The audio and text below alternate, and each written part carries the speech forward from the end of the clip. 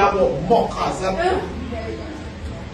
It is disgusting, it is degrading, it is unbecoming of a female standards. Stop from society and them nonsense. You're going to lose yourself. You're going to lose yourself. Or I'm going to call a man good to that. Oh, you're mukkaz. And you're just oh, you embrace something like that. Or somebody will call you a bitch and you embrace that. That's derogatory. That's a nasty term. But guess what?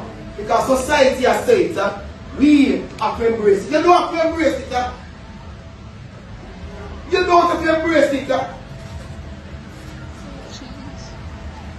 And if anybody of my class observe them in the don't come out of class here, right?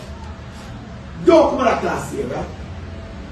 You must be people of standards. No matter where you come from, because where you come from in this world should not define who you are. You should be defined by your ambition. That's what we're doing right now. That's what we're on board. Because I want to take an understanding of all these things are answered. We said standards. But when you've been observed society and nonsense, right? You don't follow the baseline.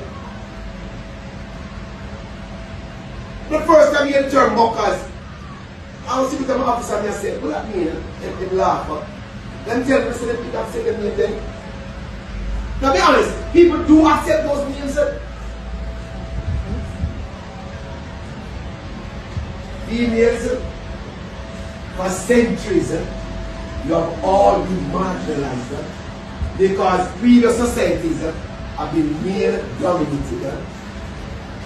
Stop.